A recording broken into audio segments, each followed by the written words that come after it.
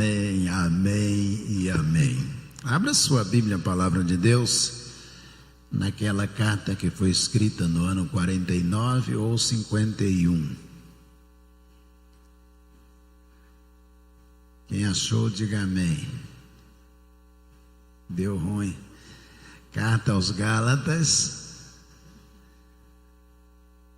Carta aos Gálatas, capítulo 5. Eu vou ler todos os versículos, porque ele está dividido em 3 segmentos. Fala sobre liberdade. A liberdade cristã, a liberdade limitada pelo amor, e depois as obras da carne e os frutos do Espírito. Então eu vou ler todos, são 26 versículos, não se preocupem, eu vou ler bem rápido. Eu estou feliz esta noite, estou vendo a Aline aqui, não é isso? Ali, a Aline, esposa do pastor Tiago. Levanta a mão aí, ó, com os 2 filhos, levanta a mão, isso, viu? Pastora Lília está aí próximo, dá um abração nela aí, diga que é bem-vinda, pastora Lília, dá um abraço na Aline. É uma alegria rever você, viu? Muita alegria nossa mesmo. Pastor Tiago está lá em São José dos Campos, né, em São Paulo, e é muito bom rever vocês. Valentina já está uma moça, meu Deus do céu, olha só, todo mundo cresce, né? Tudo passa. Diz assim o texto que tenho aqui: para a liberdade foi que Cristo nos libertou, por isso permaneçam firmes e não se submetam de novo a jugo de escravidão. Eu, Paulo, lhes digo, se vocês se deixarem circuncidar, Cristo não terá valor algum para vocês. De novo testifico a todo homem que se deixar circuncidar, que o mesmo está obrigado a guardar toda a lei. Vocês que procuram justificar-se pela lei estão separados de Cristo. Vocês caíram da graça de Deus, porque nós pelo Espírito aguardamos a esperança da justiça que provém da fé. Porque em Cristo Jesus nem a circuncisão, nem a incircuncisão tem valor algum, mas a fé que atua pelo amor. Vocês vinham correndo bem. Quem foi que os impediu de continuar a obedecer à verdade? Essa persuasão não vem daquele que os chamou. Um pouco de fermento leveda toda a massa. Tenho confiança no Senhor de que vocês não mudarão a sua forma de pensar. Mas aquele que está perturbando vocês, seja ele quem for, sofrerá condenação. Mas irmãos, se ainda prego a circuncisão, por que continuo sendo perseguido? Nesse caso estaria desfeito o escândalo da cruz. Quem dera até se mutilassem aqueles que estão perturbando vocês. Aí vem a liberdade limitada pelo amor. Porque vocês, irmãos, foram chamados à liberdade, mas não usem a liberdade para dar ocasião à carne. Pelo contrário, sejam servos uns dos outros pelo amor. Porque toda a lei se cumpre em um só preceito, a saber, ame o seu próximo como a você mesmo. Mas se vocês ficam mordendo e devorando uns aos outros, tenham cuidado para que não sejam mutuamente destruídos. Aí vem as obras da carne e o fruto do Espírito. Digo, porém, o seguinte: vivam no Espírito e vocês jamais satisfarão os desejos da carne. Porque a carne não luta contra o Espírito, e o Espírito luta contra a carne. Porque a carne luta contra o Espírito, e o Espírito luta contra a carne, porque são opostos entre si, para que vocês não façam o que querem. Mas se são guiados pelo Espírito, vocês não estão debaixo da lei. Ora, as obras da carne são conhecidas e são: imoralidade sexual, impureza, libertinagem, idolatria, feitiçaria, inimizade, rixas, ciúmes, iras, discórdias, divisões, facções, invejas, bebedeiras, orgias e coisas semelhantes a estas. Declaro a vocês, como já antes os preveni, que os que praticam tais coisas não herdarão o reino de Deus.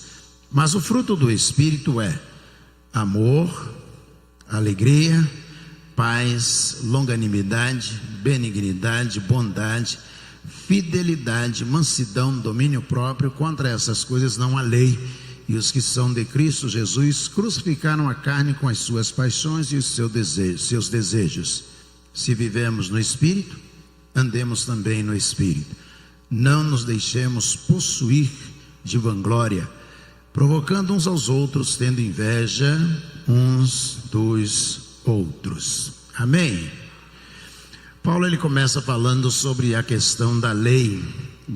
Carta aos Gálatas. Quando o evangelho chegou à Galácia, alguns que Paulo é quem vai levar esse evangelho, e ele vai pregar a eles sobre a liberdade em Cristo Jesus. Os judeus viviam pela lei, e algumas pessoas fazem questão ainda de ter um comportamento muito mais legal, no sentido de aplicar a lei, do que aplicar o amor, o perdão, a graça, a misericórdia divinos. Então Paulo ele prega o evangelho, instaura uma igreja na Galácia, e aí quando Pedro chega à Galácia, ele começa a andar com aqueles que não se circuncidavam, que era uma prática do judaísmo imposta a todo judeu. Mas quem se convertia, dizia então eles, os judeus, vai ter que circuncidar, porque no judaísmo é imundo aquele que não se circuncida, então vai ter que circuncidar. Na igreja da Galácia, Paulo havia ensinado que não, Cristo está acima de todas as coisas das nossas vidas, que nós temos que viver na verdade não em função de todas as outras coisas, mas vivermos em Cristo Jesus, para que todas as outras coisas se ajustem a Cristo Jesus, em quem nós aprendemos a viver. E aí Pedro vai chegar à igreja da Galácia e começa a andar com aqueles que não haviam sido circuncidados. E então, finalmente Tiago resolve visitar com sua equipe lá de Jerusalém, visitar a Galácia. Isso pode ser verificado no capítulo 2, a partir do 12 até o 14. E aí quando Pedro sabe que Tiago era extremamente rígido na questão doutrinária, quando Pedro sabe que Tiago chegou à Galácia, o que ele faz? Ele se afasta de todos os crentes da Galácia com medo de Tiago. Medo mesmo. Um apóstolo com medo do outro. E aí Paulo então vai chamar a atenção do apóstolo Pedro, falando a ele. E aí ele escreve esse texto falando agora no capítulo 5 sobre a lei de que os judeus estavam presos a ela. Ele diz: não, se nós vivemos pela circuncisão ou pela lei, então Cristo morreu em vão. Nós não vivemos pela lei. É muito mais fácil você se agarrar a um trecho da lei. É impossível viver pela lei toda na sua íntegra. Você diz assim: mas nós somos na sociedade. Tá bom, você pode dizer assim: eu não dou cheque sem fundo, eu nunca matei, eu nunca roubei, eu nunca desviei coisa alguma. Puxa, você cumpriu algum pouquinho da lei. Você sabe quantos artigos, quantos caputes, quantos incisos e quantas alíneas há no Brasil em termos de lei? 1,3 bilhão. Pesquisa da USP em São Paulo. Está ali um advogado aqui à minha frente aqui. 1 bilhão e quase 400 milhões. Não dá para cumprir. Então uma briga no Brasil foi revogada há poucos minutos atrás. A instrução normativa do PIX acabou de ser revogada poucos minutos antes do culto começar. Era mais uma lei, mais uma preocupação, embora esse comportamento já está estabelecido desde 2003, só que agora ia se aplicar ao PIX também. Ah, mas eu consigo guardar a lei, não mato, não roubo. Tá bom, você estaciona em local proibido.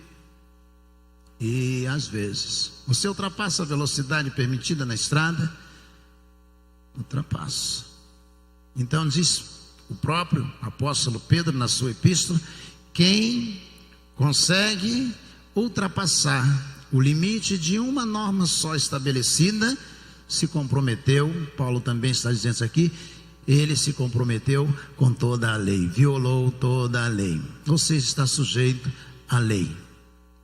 E aí Paulo vai dizendo que nós em Cristo Jesus não estamos sujeitos à lei. E aí vem o capítulo seguinte, o trecho seguinte, ele diz: mas não usem da liberdade para a libertinagem. Não é porque você não está mais sobre a lei que você pode fazer o que você quiser. Diz ele: não, a nossa liberdade está limitada pelo amor que temos por Cristo Jesus. Jesus vai nos dar diretrizes para que nós possamos viver. E nós vamos viver não pela lei, pela graça e pelo amor. E diz ele, e se nós vivermos pelo amor, meus irmãos, ele diz, nós não estamos presos à circuncisão, não estamos presos a outras coisas, mas nós temos que trazer todas as coisas para Cristo Jesus. E então, para fechar, no último segmento do capítulo 5 que nós lemos, ele vai dizer, porque existem as obras da carne. E ele vai colocar aqui que é chamado na doutrina, no direito, números apertus no latim. Número aberto, não está fechado, não são números clausos, são números abertos. E aí ele traz uma relação à imoralidade sexual, e ele vai colocar toda essa relação, ele vai dizer, e outras coisas parecidas com essas. Mas o fruto, quase sempre eu ouço as pessoas dizerem, os frutos do Espírito são. Não, é o fruto, está no singular. Diz ele, mas o fruto 22, o fruto do Espírito é o amor, alegria, paz, longanimidade, benignidade, bondade, fidelidade, mansidão e domínio próprio. Contra essas coisas não há lei. É o fruto do Espírito Santo. Ele produz todas estas coisas. E eu gosto de enfatizar, já disse isso à igreja, ele deixa por último um dos mais fantásticos frutos produzidos pelo Espírito: domínio próprio. Todos os outros que você lê antes, o amor, mansidão, todos eles, até a mansidão, todos eles podem existir e você acabar destruindo a sua vida porque você não tem domínio próprio. Nós estamos vivendo o tempo onde menos conseguimos identificar dentre o fruto do Espírito, com toda essa sequência, o domínio próprio. Vemos fulano perdeu a paciência na rua porque alguém jogou areia no carro e deu um tiro na criança. A mulher socou o motorista do Uber porque ele não quis entrar no condomínio. O homem bateu até não querer mais no entregador de pizza porque ele não quis subir a escada do prédio que ele morava. O domínio próprio é o fruto, eu diria, central desta relação aqui do fruto do Espírito. Mas por que ele está aqui por último? Porque sem ele todos os outros frutos perecem. Pode amar muito, mas se não tiver domínio próprio, pode ser que agrida, pode ser que destrua relacionamento familiar, a amizade. Ama, mas não tem domínio próprio. Pode ser que seja manso. Eu lembro que uma vez eu fui ao galpão da Quinta, era um presídio naquela época, e eu trabalhava lá ajudando a pregar o evangelho no presídio. Estava lá no presídio naquela época. Você vai dizer, o pastor já esteve no presídio. Tive, mas eu estava pregando o evangelho, viu? Você pode até não acreditar, mas eu era pregador do evangelho. E eu lembro que eu conheci um senhor chamado Alfredo. E aí ele era branco, diferente de toda a população carcerária, alto, bigode. E eu disse, e por que você está aqui? E ele disse, por 1 minuto da minha vida, eu estou aqui, vou passar quase 20 anos aqui dentro. Ele disse, o que foi que aconteceu? Aí ele contou que ele voltava para casa, estacionava o carro, enquanto ele ia abrir o portão, tinha um grupo na rua dele, botaram um apelido nele que ele não gostava, e eles chamavam pelo apelido, ele foi perdendo a paciência, e ele disse, um dia ele colocou o carro, e eles começaram a chamá-lo pelo apelido. Ele foi no porta-luva, pegou um revólver, um 38, foi e deu um tiro e matou o camarada. E ele disse, por aquele minuto, eu vou passar a boa parte da minha vida aqui no presídio. Domínio próprio. 1 minuto só que faltou o domínio próprio, destruiu a vida de um empresário, a vida inteira de um homem. Quantas vezes a nossa vida, ou nós testemunhamos da vida de outras pessoas, vidas que são destruídas por causa da falta deste fruto. Paulo está dizendo: nós não estamos mais sobre a lei. Nós não vamos, mas a lei diz não matarás, ou matar alguém, no caso 121 do Código Penal, matar alguém, então eu não vou matar, porque a lei diz, não é, você não vai matar, não é porque o Código Penal diz matar alguém, e vem lá todos os dados até o parágrafo 5º, quais serão as consequências a respeito disto. Você não mata alguém porque você ama Cristo. É isso que Paulo está dizendo aos judeus. Eu não faço coisa alguma para prejudicar o outro, não é por causa da lei. É porque eu aprendi a amar a Cristo acima de todas as coisas. E ele diz: isso só é possível se o Espírito Santo produzir em você o domínio próprio. Você consegue ser um bom pai se você tiver o domínio próprio produzido pelo Espírito Santo. Você consegue ser um bom patrão, um bom empregado, um bom esposo, uma boa esposa, um bom filho, se você tiver domínio próprio. Porque sem o domínio próprio, todas as outras coisas estarão comprometidas dentro do mesmo fruto. Quanta gente acabou tudo na sua vida por falta de domínio próprio. Eu gosto de contar a experiência com um judeu na faculdade de engenharia, Ron Mamed. Ele era colega de turma, e quando eu me converti, comecei a ler a Bíblia, estudar a Bíblia, e aí nós dois amigos, e nós conversávamos muito, e ele era um profundo conhecedor do hebraico, e aí ele disse para mim assim: como que é o nome de Deus em hebraico? Aí eu disse: Yahvé, ou Elohim, Adonai, Eli, Elion, El Shaddai, Jeová.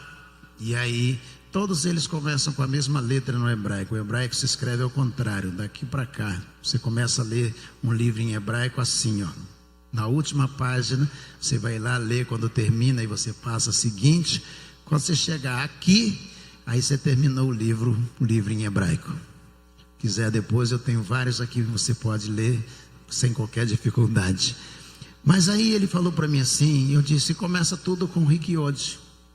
A letra, o nome de Deus, toda vez que vai escrever um dos nomes de Deus, você começa com uma letra chamada Rick Yod. E Eli, e Adonai, e Yahvé, e Elion, e El Shaddai, e Jeová, todos eles começam com a mesma letra. E ele disse para mim: e homem? Eu disse: Ish. Começa com que letra? Ele me perguntou. E eu disse: com Rick Yod também. Ele disse: a vida do homem começa com Deus, a mesma letra. Ele pegou aí no papel, ele falou: e se tirar o Rick Yod, como é que se pronuncia? Eu disse a ele: Ish. Do mesmo jeito, a pronúncia é a mesma, Ish. E ele disse: e significa o quê? Fogo. Ele falou exatamente isso, Celso. Se tirar Deus do homem, o homem é só um fogo consumidor. Parece a mesma coisa. Quando você vai evangelizar, diz: se você precisa de Jesus, ele fala: nós dois somos iguais. Ele fala: você é Ish e eu sou Ish também. Você pode dizer para ele: mas eu sou Ish com Rick Yod. Deus entrou na minha vida e fez de mim um homem, e você, sem essa letra, sem Deus, você é só um fogo consumidor. Paulo está dizendo: sem o fruto do Espírito, nós somos Ish. Sem Deus, nós somos apenas um fogo consumidor. O amor, a bondade, a fidelidade, a mansidão, a honestidade, tudo vai por água abaixo, sem domínio próprio. Quem nos dá esse domínio é quando nós somos restaurados em Cristo Jesus.